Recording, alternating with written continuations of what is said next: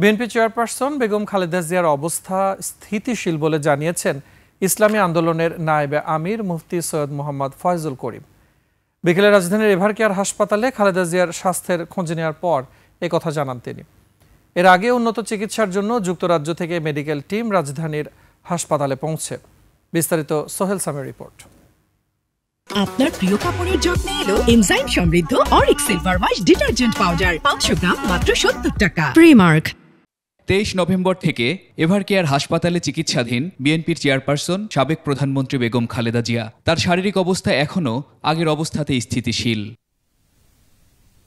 বিকেলে খালেদা জিয়ার স্বাস্থ্যের খোঁজ নিতে হাসপাতালে আসেন ইসলামী আন্দোলনের নায়েবে আমির। তিনি চিকিৎসকদের সঙ্গে কথা বলে বাইরে এসে দলীয় নেতাকর্মীদের নিয়ে বেগম জিয়ার সুস্থতার জন্য দোয়া করেন। ওনার যারা দায়িত্বশীল আছেন তাদের থেকে আমরা খোঁজ খবর নিয়েছি, আগের মতোই আছেন। এখন পর্যন্ত খুব পরিবর্তন হয়েছে এরকম তারা আমাকে খবর দিতে পারেন নাই। ওনার আগের মতোই আছেন। আশা করা যে ইনশাআল্লাহ যে আল্লাহ পাক কবুল করে তিনি ইনশাআল্লাহ তাকে সুস্থ করতে পারেন। উন্নত চিকিৎসার জন্য যুক্তরাজ্য থেকে আসা চিকিৎসক দল সকালে হাসপাতালে পৌঁছায়। এছাড়া আজ রাতে চীন থেকে আরেকটি চিকিৎসক দল আসার কথা রয়েছে। এখনও দেশের বিভিন্ন প্রান্ত থেকে দলীয় নেতাকর্মীরা এসে ভিড় করছেন হাসপাতালের সামনে।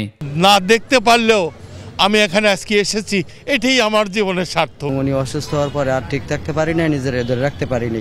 আমরা মানুষের কাছে আমরা দোয়া ছাড়ার কিছু আর তো আর চাওয়ার নাই। সবাই যেন আমাদের নেত্রীর জন্য দোয়া করেন। আল্লাহ পাকের কাছে দোয়া করি উনি সুস্থ হয়ে আমাদের মাঝে ফিরে আসুক।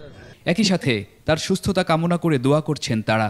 সাল্লাল্লাহু তাআলা আলা খায়রি খালকি মুহাম্মদ ওয়া আলিহি ওয়া আসহাবিহি ওয়া আজওয়াজিহি ওয়া আতবাই আজমাইন আরহামনা মাহুম বিরহমাতিকা। সোহেল সামি, 21 টেলিভিশন, ঢাকা।